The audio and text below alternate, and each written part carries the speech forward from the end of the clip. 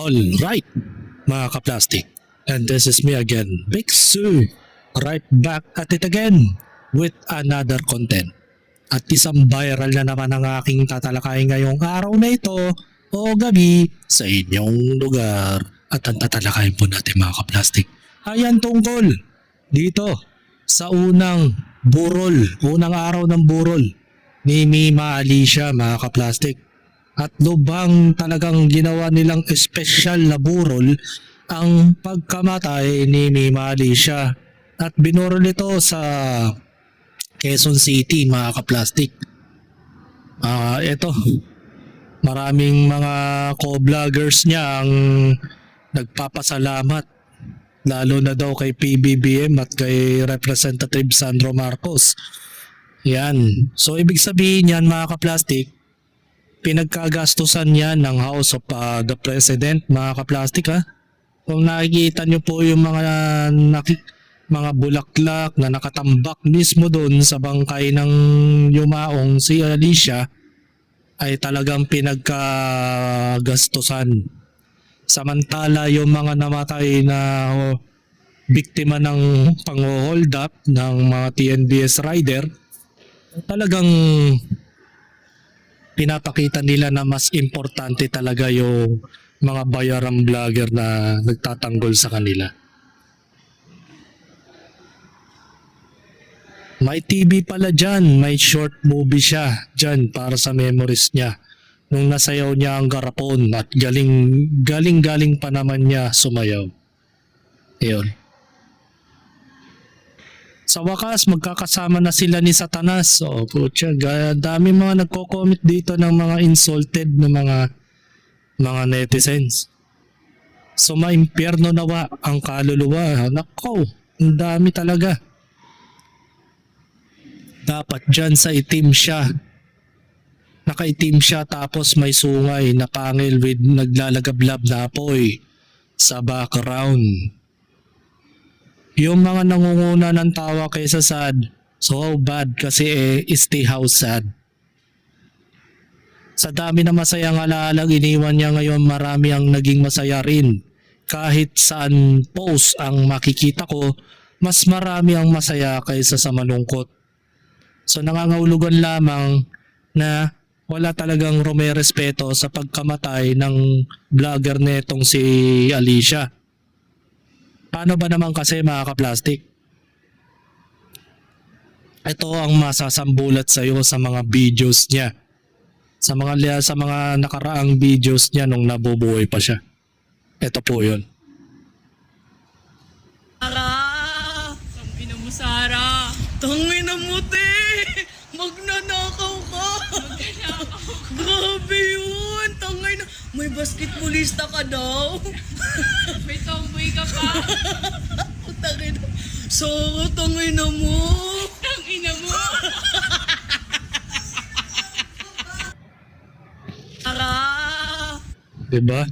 Inikusahan niya si BP Sara na meron pong kapit na pulis at saka basketballista mga kaplastik.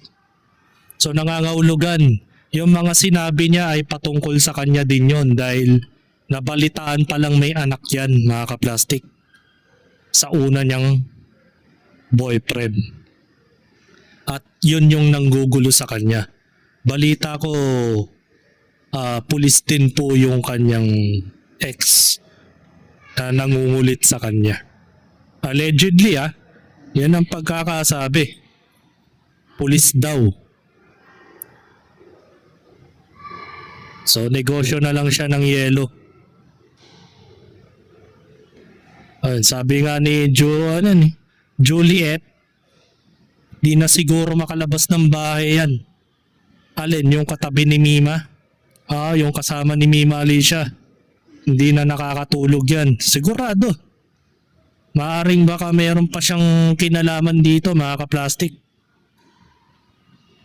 Ayan katuloy ang naagnas ng wala sa oras. Ayun.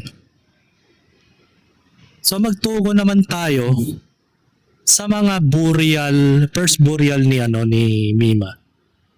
Nakadokumentaryo to.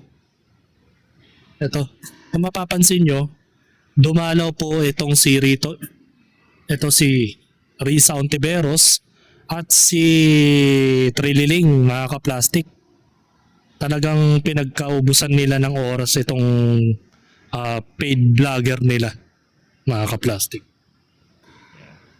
Mapapansin nyo, nandyan sila nung unang gabi ng burol ni Mima Alicia. At di lang yun, marami pa.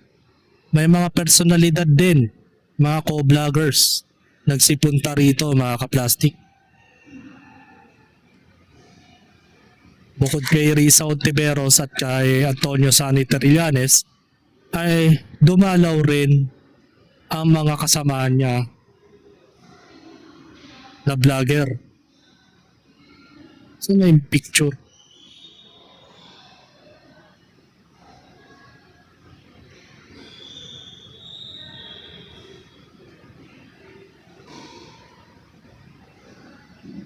Wait. Nawala yung larawan.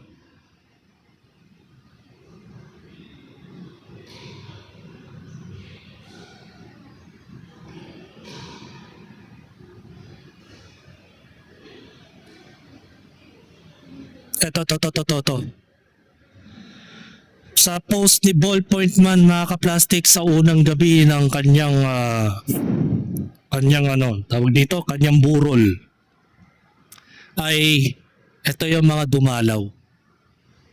Isa na dito si Ballpoint Man at itong si Aboy Paraiso. Sabi ko na nga ba, ay maka-BBM to, mga kaplastik. Yan yung mga tumulong kay Makagago WhatsApp Man, mga kaplastik. Si Boss Aboy Paraiso. Isa palang mga certified ba BBM pala ito, mga to. At ito, nakapicturan ni Ballpoint Man itong si Claire Castro, mga kaplastik. Ang kanyang mismong amo. Talagang malupit. Mismong amo niya yan, mga kaplastik. At ito pa, hindi ko na po kilala kung sino yung co-vloggers na yan. Malamang sa malamang, mga bayaran din. Yan, si Aboy Paraiso tsaka itong isa pa na hindi ko alam kung sino rin to. Ayan. At ito, malamang sa malamang, mga co-vloggers din to. Pero mo, kung mapapansin nyo, sa first lamay nila, ni kay Mima Alicia, imbes na magluksa, para bagang naging tawag dito, reunion. Nagbukang reunion ng mga amo nila at ang mga taga-silbi nila na vlogger. Mga kaplastik no? Na para bagang ini-enjoy na nila yung kasiyahan. Nakaluwag-luwag siguro kasi nga meron ako nasagap na chismis, allegedly, na parang may nangangamoy onsehan sa mga vlogger at mga amo nila. Mamaya panoorin natin yon. Ang dami mga vlogger, masasaya pa sila imbis na maglungkot. Na para bagang naging tourist spot ang burol ni Mima Alicia. Kala ko ba nire-respeto ninyo yung mga vlogger nyo? Hindi naman pala. Ito. Yan ba yung sinasabi ninyo na etong si Mima Alicia ang pakay ninyo? At nagluluksa kayo in the first place? Diba sabi nila pag first day o first night ng burol ni Mima Alicia dapat malungkot? Pero parang nagbukang starstruck celebrity photo booth Nagsasayahan pa sila na para bagang naging birthday party ang pagkawala ni Mima Alicia, mga kaplastik. Grabe ka naman, Ballpoint Man, para lang lumaki ang subscribers mo. Sinamantala mo yung mga bagay-bagay Ito naman si Claire Castro na parang medyo may pagkapraning. Tuwan-tuwa pa Lahat sila nakangiti sa first lamay ng ating bida na si Mima. Kawawa naman. Paano na lang yung mga magulang ni Mima na parang na-insulto? Nainsulto na nga sa social media, nainsulto pa sila sa mga vlogger na ito. Grabe na. Nagmukhang selfie. Ano, babad na babad si Ballpoint man, no? Puro mga selfie ng mga celebrity. Siyempre, once in a lifetime yan dahil yung amo nila never nilang nakakausap ng personal yan dahil pag binabayaran sila ng payout ng kanilang amo, via through bank transfer po yun. At hindi po personal nilang binabayaran yan ng mga bata niya. 'Di ba? Kaya nga mamaya masasabi ni Claire Castro yung patungkol dito eh. O sabi ni Jasri Olza, sila lang din naglolokohan sa burol. Kung anong sungay meron si Mima Alicia, ganun din sila. Dito mo makikita kung anong klaseng tao si Alicia nung buhay pa siya. Di mo maramdaman yung buhos ng pagmamahal ng tao sa kanya. Wala man lang simpatsya at luha ang nakasabay sa pagluluksa nila.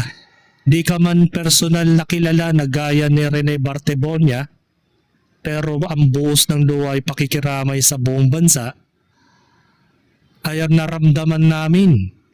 Dahil sa di lang sa husay at pinakita ni Rene sa paglalaro ng basketball, kundi yung kabutihan ng puso niya na pinamalas at pinakita sa atin. Si Rene ay halimbawa na mabuting tao, isang mapagmahal at mabuting anak. Nananatili si Rene sa puso na maraming habang buhay. Si Mima Alicia naman ay isang halimbawa na masamang tao. Grabe ka naman. Balot ng kademonyohan sa puso na kahit sa mga kwento di na siya maalala ng tao. 'Di ba? Sa halip na magluksa, 'di ba, nagsaya pa sila, nag-selfie pa. Tama ba 'yon, mga kaplastic? Hindi nyo na nirespeto in front of casket, in front of the bangkay o lifeless human body ni Mima Alicia. Magsasaya kayo at na para bagang naging tourist spot o na parang nagbisto lang fan page na panay selfie kayo ng mga personalidad. Sabi ni MZ Ken, ngayon lang ako nakakita ng burol na lahat ng tao masaya at nakangiti. Reunion yan. Totoo, yung reunion yan, mga kaplastic. Kasi bibihira lang sa kanila ang pagkakataon na ito, mga kaplastic. Bibihira lang to. Alam nila sa sarili nila na once in a lifetime lang nila makikita yung kanilang amo na nagbabayad ng nagpapaperol sa kanila. Kumbaga sa halimbawa tayo, mga ordinaryong empleyado ng private sectors, bibihira lang natin makausap ang coordinator natin. At the same time, yung employer natin, yung amo natin, di ba? Ganyan ang mga bayarang vlogger. Ngayon lang nila nakita ng personal yung kanilang amo na nagpapabayad sa kanila sa tuwing sila ay nagbablog ng mga kasinungalingan, pagkakataon nga nila yun dahil pampalaki ng engagement yan eh. Biruin mo, makakapicture mo, mga demonyo, may mga sungay, ubod ng sinungaling, tapos pinapahirapan ng sambayan ng Pilipino dahil sa maling sistema at baluktot na katarantaduang ginagawa sa mga taong bayan. At patuloy pa rin mga bobong vlogger na pinagtatanggol nila kasi nga bayad naman sila. Hindi nila ramdam ang hirap ng ekonomiya dahil bayad nga sila mga kaplastik. O sabi na nga ni Azet o Jessa Jessa Oglu, akala ko DDS lang happy at tumatawa sila din pala. O, di ba? Nakuha mo yung point. Pati mga DDS pinagbibintangan yung masaya. Samantala kayo mismo dyan sa harap ng bangkay ni Mima Alicia, nagsasaya kayo. Pag ito nagkaunsehan sa partiyan ng mga pera, maging kwento na naman at kami naghihintay lang para matawa. Totoo yan. So magtungo naman tayo sa mga videos, sa mga nangyaring videos, kaganapan sa burol ni Mima, mga kaplastik. So panoorin natin to.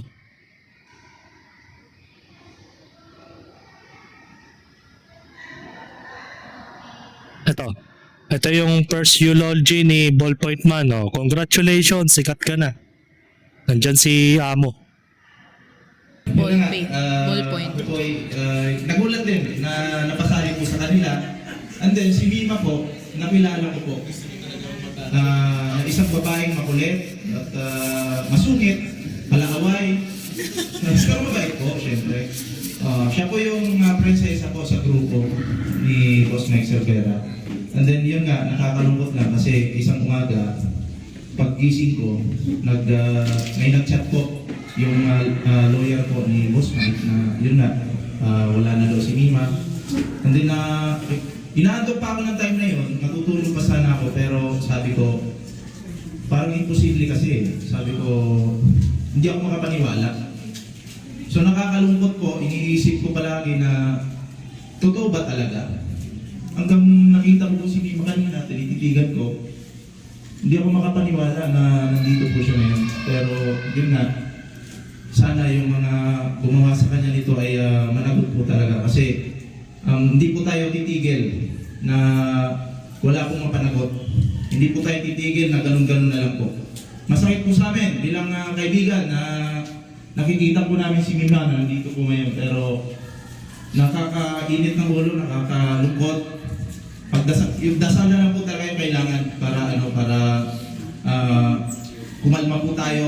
At sana po magtulungan po tayo na pagdasal si Mima at may managot po talaga. At maraming salamat po kay Yossi Claire nandito po, kay Pangulong Bongbong Marcos, kay Sandro Marcos, kasi talagang tumulong po sila dito, no? And of course, sa Bagong Pilipinas po, yung mga staff po dito, no? Maraming salamat po sa inyong pagpunta, sa mga vloggers po na first time po makilala yung iba dito. Yung mga lola at lula po natin, ako, nag-effort pa po sila dito. Maraming salamat po. At bukas po, dito pa ako mag-birthday po, kasama si Mima. So, maraming salamat po sa lahat. Magandang po. Nako, diyan ka pa mag-birthday, Ballpoint Man, baka baka last. So, joke lang. Di ba? Ito si Ballpoint Man, parang halatang for the clout lang ang habol. Hindi pa nakokontento sa 100,000 of followers niya. Gagamitin pa niya si Mima Alicia sa kanyang content. At siya na rin nagsabi, base sa kanyang mga experience patungkol sa kanyang tawag dito, paano niya nakasalamuha itong kaibigan kuno niya na si Mima, parang sinasabi niya na masungit daw. Talaga naman. Diba? Nakikita nyo naman yan sa YouTube channel kung gaano kakupal na tao yan eh. Diba? No, basahin natin ang comment. Kilala ko to yung namamasada. To iba talaga pag nakakita ng pera. Mukhang addict yung nagsasalita, pumunta lang ata dyan para magbulsa ng candy. Patay. Pwede pala magdala ng unggoy sa lamay. Paano naging mabait ang palaaway? Tsaka palamura. At mga sinungaling. Kawawa sa'yo, halatang masaya na sila. Kunti na lang silang nagmaghahati. Totoo yan. Mamaya, panoorin natin yung sikreto, yung dark side, bago nawala itong si Mima. Dapat patas ang hatian walang lamangan. Marami pa namang maleta ang Boss Binyo. Sino ang kahati niya dyan?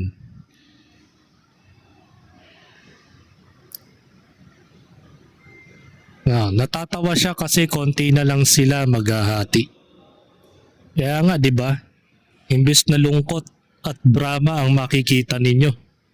Talagang makikita ninyo na masaya sila. Nakaluwag-luwag kasi nga mayroong onsehan. Ito pa, may eulogy pa. Yan, tingnan natin to mga footage na to. Declare.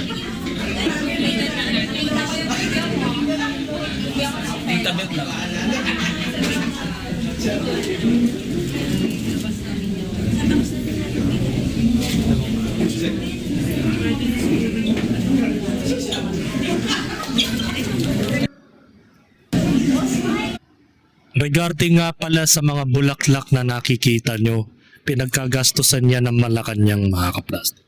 At ito po yung opinion ng ibang mga vlogger patungkol dito. So panoorin natin sila. Hoy, tangina nyo, the presidential management staff. Pera ba ng bayan yan? Putang ina ninyo. Kung magbigay kayo sa mga taong bayan, bukbukin na bigas. Kaya uling-huli na. Kasi kung random lang to na vlogger, mga kababayan, hindi mag-aksaya ang gobyerno ng pera ng bayan para bigyan siya ng bulaklak. Ayan, ito Tama na yung yun. kanyang kabaong na sinend sa atin.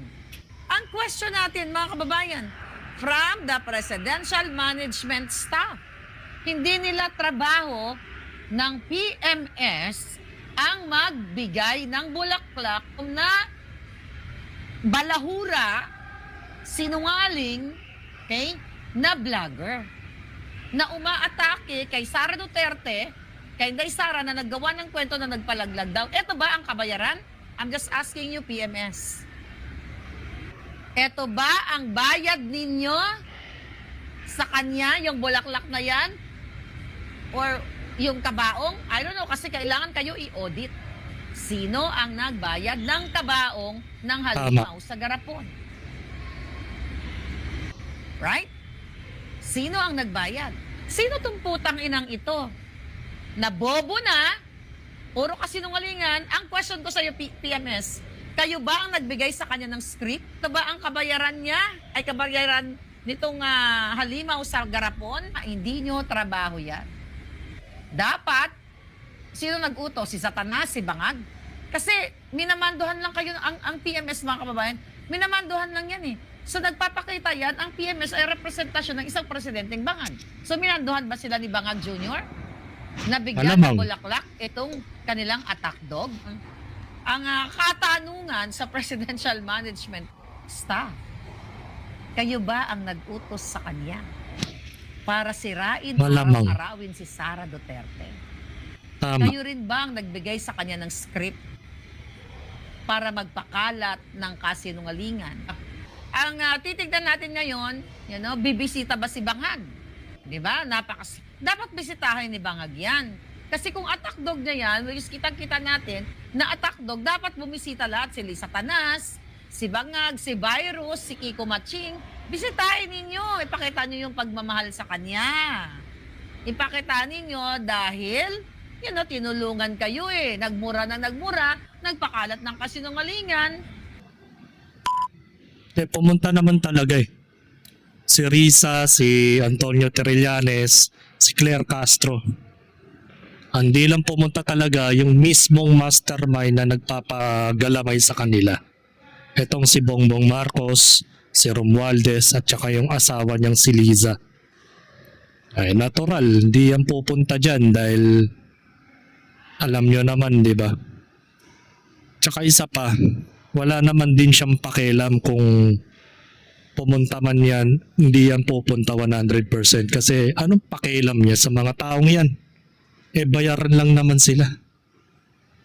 Bayad na sila tingnan mo, mayroon pang bulaklak na mamahalin.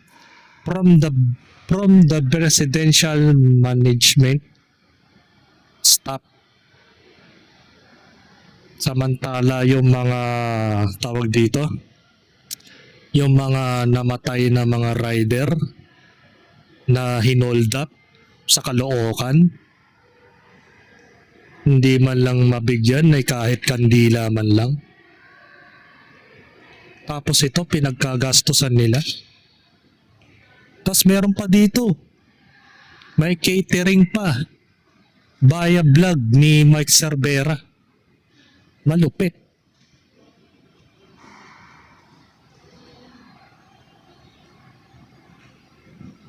Saan na yung Mike Cervera na yun?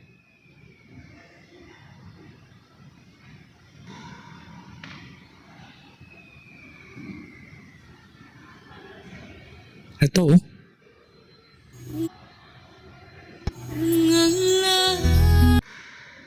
Yan oh.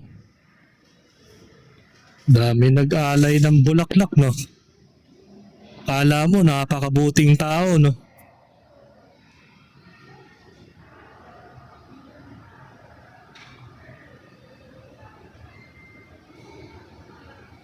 Jag Entertainment. Independence, hindi Independensya, Pilipinas. No, di nga siya dinumog ng tao, mga ka-plastic. Bagong Pilipinas citizen. Ang dami nag-alay sa kanya ng bulaklak oh. Di siya dudumogin, kupal. Mga ginastos na yan. Tapos puro bulaklak ang nasa video. Kailan kaya magiging kwento na din ng mga kasama nito? Alam mo, sabi nga ni Jack Argota sa kanyang video, marami na kasi silang nalalaman. Hindi malayong iisa-isay na sila ng mga sindikato na yan. Mga ka-plastic.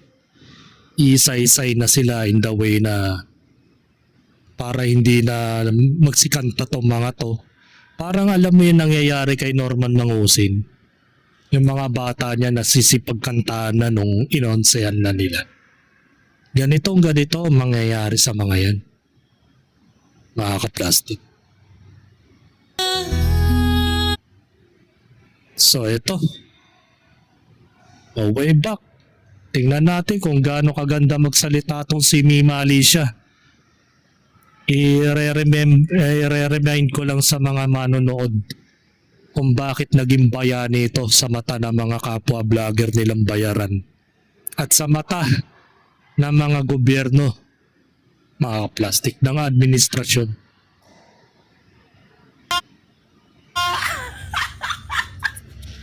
Tangina ninyo. Nasa na yung mga bobo, hudas, barabas, demonitas, estas na mga kupal na mga DDS? Nasa na yung mga nagsasabing, atras na daw. Oo. Yung iba, dito nga po sa pagperma, kung merong probable cause, itong si Sara Duterte, dito nga po sa House Justice Committee. Nasaan na yung mga barabas hudas na yon? Ngayon, naging karton ka na ngayon. Diba?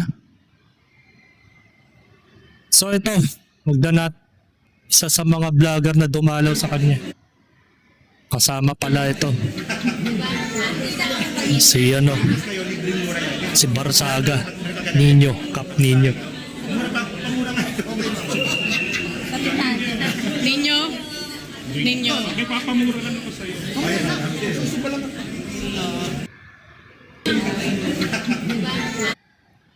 Na natin ulit yung comment. Siya pala si Boss B, Barsaga. Pati ang kasamaan mo, tuwan-tuwa sa pagpanaw mo, tingnan mo ang saya-saya nila para sa'yo. Paano? Meron tayong ipaparinig na video. Allegedly na phone call, mga ka-plastic. Nakaluwag-luwag eh.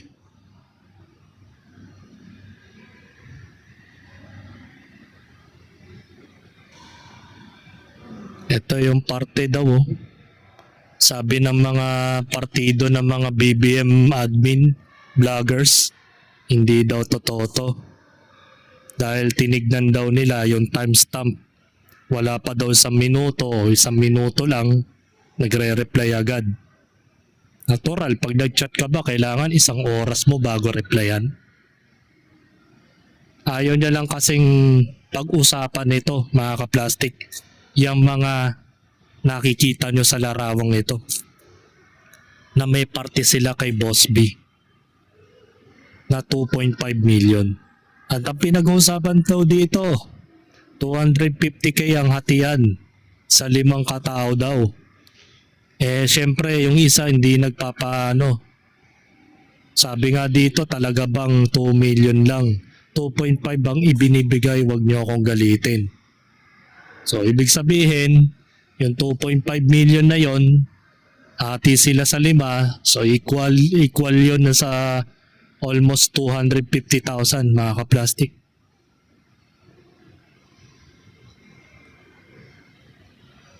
Si Kap, samahan mo na si ate girl, palitan mo, baka pagod na. Yan, isa pa yan si Kap Barsaga, BBM supporter din yan. Ang daming ang vlogger na alam mo, yung mga sumisikat, BBM supporter yan. Kaya nga yung mga yan, di nila pinag-uusapan ito eh. Dahil alam nila na talo sila sa argumentong ito.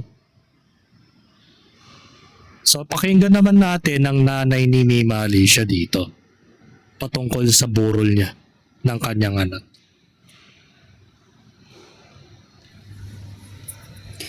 Guys, yan mama ni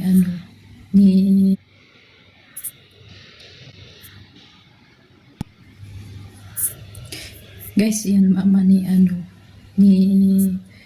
Mima Alicia. Tulong sa inyo ng ni Pangulong Bongbong. Maraming salamat po, Presidente Bongbong Marcos, sa tulong niyo po sa amin, lalo sa anak mo, Congressman Sandro Marcos. Maraming salamat po sa inyong lahat. Yun. Pati yung mga tumulong po sa amin na mga vlogger po. Naku. Lalo na si Mike Cervera. Huwag na ako nandito, baka sabihin tinuruan ko pa. Ayan, yung mama. Tinuruan talaga. Salamat sa tulong na ibinigay sa kanila. Ang bata pa pala ng mama ni Mima, tapos si Mima 24. Tapos may nakita akong post na may anak siya, 4 years old pa. Nakakaawa naman yung bata. Sayang yung buhay niya. Ang aga niyang nawala. Ang dami nga niyang pera. Daming pera. Useless lang. Bayad na bayad. Hindi naman niya madadala yun. Ang dami niyang pera talaga. Siguro mayaman siya, madatong talaga yung kung ano mang trabaho nila. May Hindi nakita trabaho sa yan. post na Bayad sa kanya yan. malaki ang offer sa kanila. Magkano ba yan? 70,000. Ewan kung totoo. Ay, buhay. Buhay talaga. 70,000 talent fee sa pagsisinungaling. Ito masabi ko, advice ko lang sa mga na kung ayaw ninyo magulo yung buhay ninyo, alam niyo na magulo naman yung politika, pwede naman kayong mamuhay ng maayos. Pwede naman tayong sumuporta sa mga sinusuportahan nating politiko na hindi natin kailangan maalipusta, mamura, yung manglait.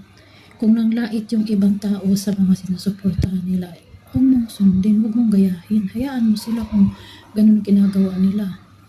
Kailangan mong protektahan yung sarili mo. Huwag mong gayahin, alam mo namang mali yun eh. Pwede naman tayong sumuporta sa mga sinusuportahan natin na hindi tayo magsalita ng masama. Ang sarap mabuhay nang wala tayong kaaway, wala tayong iniisip na Tama. yung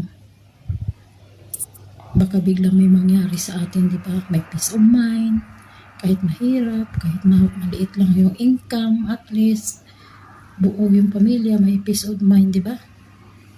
Wala lang, na-share ko lang ako, hindi ako mahilig sa politika. Oo, may sinusuportahan din naman ako, pero hindi ako tulad ng iba dyan na makipagbardagulan sa comment section. Kaya nga. Yun lang, na-share ko lang, sana ma-solve yung kaso niya, makamit niya yung justice para sa kanya. Nakakalungkot lang ba na kahit na ganyan nangyari sa kanya, mas marami ang natutuwa kaysa yung nagluksa ba, Kasi nag-bounce naman din kasi sa kanya kung anong ginawa niya. Kaya di nyo rin masisisi yung ibang mga tao, yung mga kakampi niya galit na galit sa mga DDA supporter kasi nga daw ganito ganyan, walang respeto. Siya din naman kasi ang may gawa. Ito, pag-uusapan natin to. Mike Cervera, congratulations. Ikaw yung pinakamalaking magbigay ng pera sa pamilya ng Mima Alicia sa kanyang burol. Siguro ito na yung parte na allegedly na pinagkakaunse-unsehan ninyong magkakagrupo.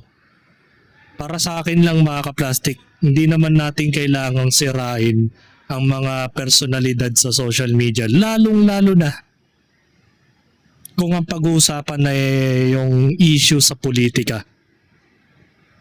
Pero mo, babatikusin mo si BP Sara, dinamay mo pati yung personal na buhay niya. Sinabihan mo ba naman na nagpalaglag? Tapos ang masakit pa doon, inakusahan mo na may kabit siyang pulis. 'Di ba? At basketball player pa. Pati yung abogado na kasama ni BP Sara ay ni BP Sara ay inakusahan mo rin na may relasyon. Grabe ka. Hindi ko alam kung bakit ganyan ka magsalita at the age of 24. Ganun na agad yung mga galawan mo. Balahurang squatter na nilalang, mga ka-plastic. So, panoorin naman natin yung panayam naman ni Auntie Claire. Dahil ito po,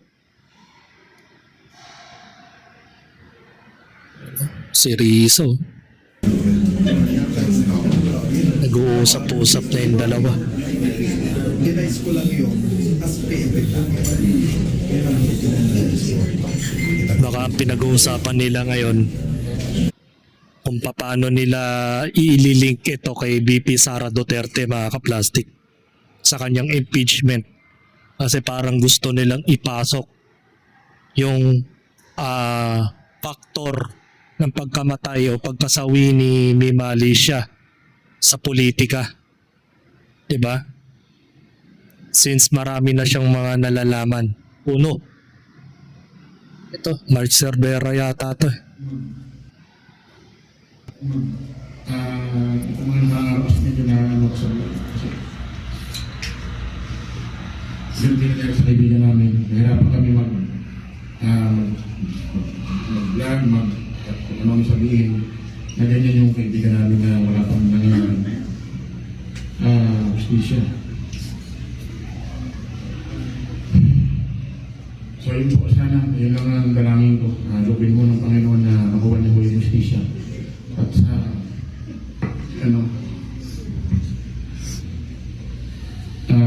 mahigarami po ako, mga nay, sa inyo po. Tingnan ko namin. At yun, marami pang eulogy dito eh. Hindi talaga siya nag-sink in sa akin pag tumawag ko kay Sir Nyon. Tapos kahit na sinabi niya na sa akin na yun yung nangyari. Hindi ako makapagsalita na, diba? Nag-loading ako. Nag-hang ako. Parang si Yuki. So, pinanood ko yung video ni Sir Alfred. Alam mo, grabe talaga si Mima. Actually, una kong napanood si Mima, kasi sa group chat namin, may nagsabi sa akin na, "Hey, lovely, gawin mo din ito para sabayan mo si Mima yung sa pagsayaw-sayaw niya ng tatay mong karton. Pasok sa hapon." Hindi natuwa ako. Kasi kailangan ng tapang para sumayaw-sayaw ng gano'n. Pero sabi ko, ayoko, parang I don't wanna subscribe to that kind of, Shit. pag-presenta. Parang I don't wanna cross that line. Pero I don't subscribe to her way of presenting her politics. Sana ginawa mo. Mahal na mahal ko yung batang yun. Kasi when I met her sa Senate rally, sobrang bubbly, all smile. Tapos alam mo talaga na may liwanag pag nakita mo siya. Hindi siya yung gaya na dinidescribe ng mga BBS na ayaw sa kanya. So, instantly, I fell in love with her. So, yun na, pinapanood ko na siya. And, even then, kasi grabe yung mga komentaryo niya, sobrang tapang. So, minsan nag-aalala na rin ako, hinay-hinay ka, yung mga, alam mo yun, you have that feeling, and actually, alam ko naman, ever since I started vlogging as well, alam ko kung gaano kademonyo ang mga tao na kinakalaban natin. Pero even then, sabi ko, Lord, ikaw na bahala. You know, life is too short. Kung hindi natin gagawin yung mga dapat natin gawin, we will just go by na walang na-accomplish na purpose sa buhay. So, yung mga ayaw kay Mima, I saw, alam mo yung nagdadalamhati ka na durog na yung puso mo, pero dudurugin pa ulit dahil sa mga napaka-demonyang comments nila. Pero all of these, lahat ng mga masasakit na salita, I just cry to the Lord. Lord, ikaw na bahala sa mga taong to. Sometimes it really, minsan natitem talaga ako na, Tandamay pa ng Diyos. ano mangyari din sa kanila? Pero no, the Lord would tell me, I am watching. So I keep that faith. God is watching. Sa mga taong nagmamak sa dinanas ni Mima, God is watching. And hindi tayo titigil dahil lang sa nangyari sa kanya. Actually, mas lalo kaming magiging burning sa aming pakikipaglaban. We will continue the fight. Because kahit Galing, ah. naman ang Galing na divert. kulay, ang style namin, we know that we stand for one thing. We stand for the Filipinos and we stand for the truth. Talaga? Hindi ka matatanggal kay Mima. So sa mga haters dyan, God is watching you. And sa mga nagluluksa, God is our comfort. Maraming salamat po. Oo, talaga? Talaga lang ba? God is watching. Talagang kayong winawatching ng amo mo. Alam mo kung bakit dinidisrespect ang bata mong si Mima? Ano ang mga sinasabi niya sa YouTube channel niya? Naatim mo ba yung mga salita niya at the age of 24 years old? Ganyan siya magsalita sa mga tao. Ganun siya mag-commentary. Ganun siya manira ng mga kaaway niya sa social media. For the sake of 70,000 na tip o hindi tip, talent fee, na magsinungaling ka lang, magmura ka lang, at iligaw mo mga tao sa mga kalokohang pinagbabablog mo. Natural, yung mga yung mga netizens sa social media, nagre-reflect lang kung gaano ka-insulted yung ginagawa mo sa mga tao. Dinamay pa niya pati pamilya ng mga kaaway niya sa politika. Even ang mga vloggers na bumabati ko sa kanya, minamura niya. So anong i-expect mo?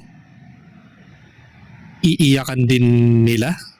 Iiyakan ba ng mga bashers yung mga nangyari sa kanya? Siyempre hindi. Kung paano mo siya ginago, yung mga netizens, pinagmumura mo rin, ganyan din ang magiging sukli sa lahat ng mga pinaggagawa mo. Diba? So magtungo naman tayo kay Auntie Claire sa kanyang eulogy. Panoorin natin to. Sayang-saya, no? First burol pa lang. Walang Respeto. Nung una kong nalaman ito, ang una ko po talaga, ay si Angela. And then, also si PMG. In-inform ko din po yung EMS. Sabi niya, give me the details. At ibigay natin sa chief. Pero nung binigay ko po kasi yung info, diretso kay chief ng practice. Nagbigay po talaga agad sila ng info. And tinanong ko yung PMS, ano yung pwede natin ibigay? Fill na bill, tapos sabi, naasikaso na po, pero ang bilin, di pwedeng ikama. Di ko pwedeng ipagyabang. May text po ako kay Boss Mike. Sabi ko, Boss Mike, meron ako na makikipagtulungan. Yusek, puputulin ko na. Nakalimutan kita, sorry. Isa si Yusek sa tinawagan ko, sorry talaga. Kasi kung naka-face mask ko isa po siya sa tinawagan kasi kung paano. Ka-face mask, di-render eh. So, ang vision sa akin is what to broadcast. So, nag-text po ako kay Boss Mike. Sabi ko, Boss, meron na nag-aasikaso.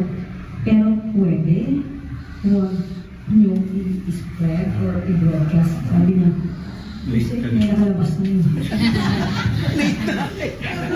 Late yung advice. So, nauna na sila. Makita ko yung mga vlog nila. Okay, may dito po kasi. Siguro po hindi nyo alam. Si Pangulo po kasi, tumutulong siya. Pero hindi po niya ito yung okay? Meron pong isang sitwasyon, controversial din na kumbaga kinuha ni Lord.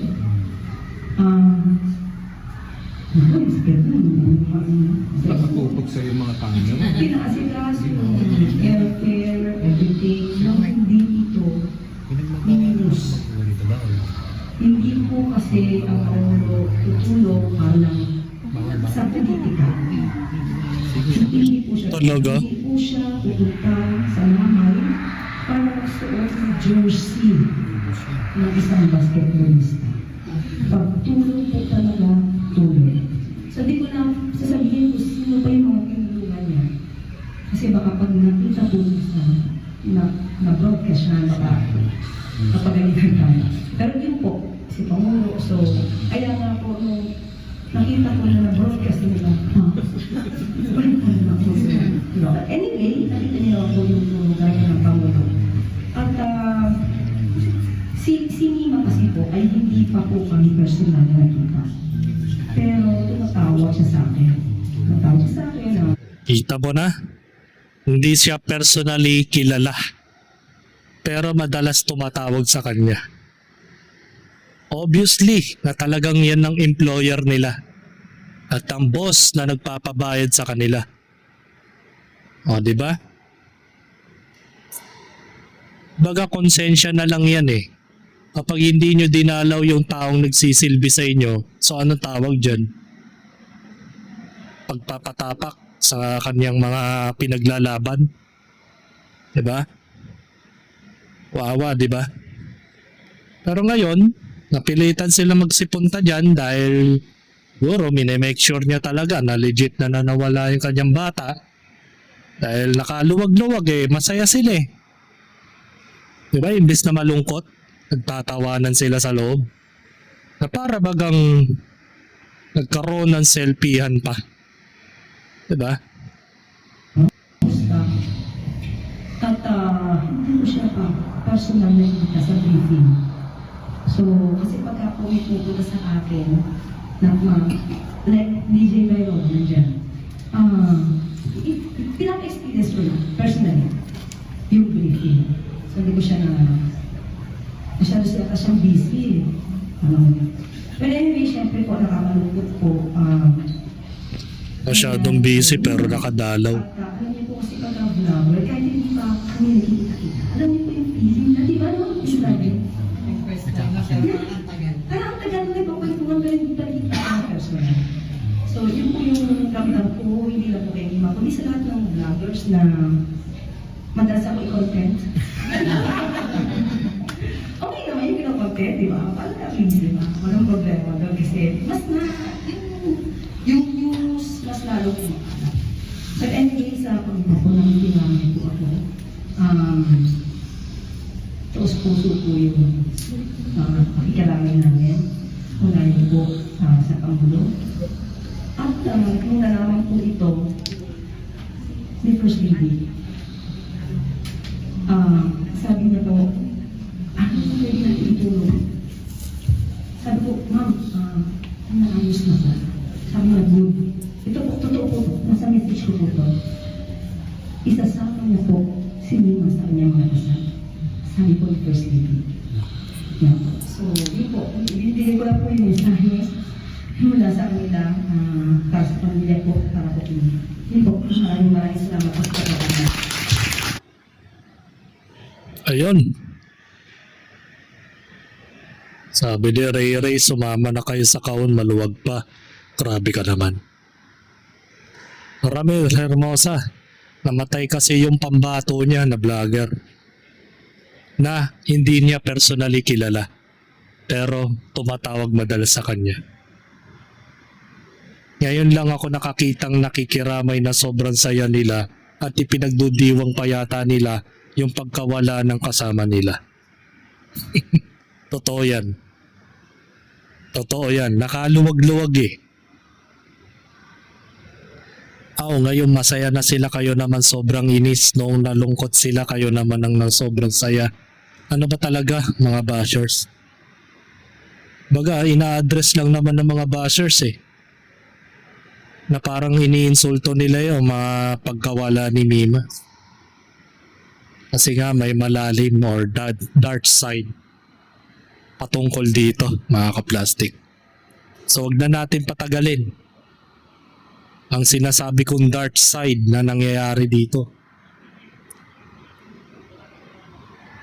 So panoorin natin to. From Black Up, o yung sinasabi nilang Black Up, eto. Panoorin natin to. Allegedly lang naman to mga kaplastik. Disclaimer lang baka sabihin nyo na naman gumagawa na naman ng kwento ang mga vlogger na kagaya ko. Pero ito ay allegedly lang. Baka ito kasi yung simula ng pagkawarak ng buhay ni Mima Alicia Lipata. Ito, huwag na natin patagalin. Hingi ka na naman ng dagdag. Puro palpak na naman yung mga vlogger mo. Pasensya na, madam. Ginagawa naman po namin lahat yung mga script na fino-forward sa amin eh. Sinunod naman po namin. Puro nga kayo palpak eh. Puro kayo hingi ng budget, wala naman nangyayari. Ilan ba hawak mo na class A? Wala po akong hawak na class A. Puro class D lang po, 20 na troll. Sino yan? Yung grupo po ni Madaraho, kasama sila Rosalinda at taga Bukid. Yan ba yung matandang mukhang gorilla na puro live ang pinagagawa? Yes po, madam. Sila din po yung humihingi ng dagdag sa budget nila weekly. Talagang kamusta. Hindi na kami magdadagdag. Puro naman walang kwentang ginagawa ng mga yan. At puro kayo kabobohan sa totoo lang. Puro kayo palpak. Ang sakit naman magsalita, madam. Masakit ba? O masakit na ang bulkan? Sa totoo lang, nag-aabono na nga ako. Wala akong pera. Dahil sa kahingi nito si Madara. Wala akong pakialam at problema mo yan. Napakabobo ng mga kinuha mo. Hay, nagsasawa na rin po ako, madam. Ganito na lang. I resign. Starting today. And remind lang po kita. Record din to pag-uusap natin. Shit. Pinatayan ako. Diba? Ano kaya yun mga kaplastik? Allegedly lang naman ito. Pero ito yung mga kumakalat sa Black App, mga kaplastik. So, yun. Naka-record kasi kaya chinugi na. Mandarahog, di ba DDS yun? Benta na naman ng bangag. Kahit sayang ang page ni Mandarahog, wala kang makitang pumanig sa BBM bagkus tinira pa ang dami ngayon kasi nga totoo naman ang pakpak. Solid DDS yan si Mandarahog. Lahat ng page niya nakapalo ako kasi solid DDS mga yan. Yan, parang boses ni Mima. AI generated. AI daw, bistado na kasi. Gumagamit ako ng mga AI voice over. Kahit clone mo pa, boses Claire Kupal, di ganyan ka kakabasan, kalalabasan. Yan. Ang AI masyadong clear at crispy. Ito ang daming noise. Buisit din ako kay Auntie Claire pero AI generated. So ibig sabihin si Lisa Marcos nagpapatakbo sa korupsyon at pag-impeach kay BP Sara. Yan ang ating mga allegedly na naririnig ngayon sa social media. So hindi pa naman totoo to mga kaplastic. Patungkol lang naman to sa mga bayad-bayad na mga kanilang mga vlogger na tinuupahan nila para manira sa mga kabilang administrasyon, sa kabilang politiko, na away nila yan, ganyan. Pero dito na nagtatapos ang kanyang karir when it comes sa katangahan ng isang vlogger na ito. So ito ang ating talakay ngayong araw na ito. Abang-abang na lang sa mga propaganda ng mga BBM vlogger. Malamang sa malamang ay may gagawin na naman silang hakbang para ikonekta ito sa Duterte yung mga nangyayari dito sa kanilang kampo. 'Di ba? Hindi na yung eulogy nila, hindi na respeto tawag diyan. Parang reunion, 'di ba? Nagmusto lang reunion. So hanggang dito na lang aking opinion, and this is me again, Big Sue, lagi nagsasabing ang mga plastic ay matagal mabulok dahil ang mga plastic ay toxic. Kaya, what's up mga ka-plastic? And this is Gambit, commentary video ng video live stream. Signing out. Alright. Mga ka-plastic, kung nagustuhan nyo ang aking video, isubscribe nyo lang ang aking channel. At the same time, i-hit nyo rin ang notification bell at yung all para ma-notify kayo sa aking susunod ko pang video sa aking YouTube channel. Maraming salamat po mga ka-plastic.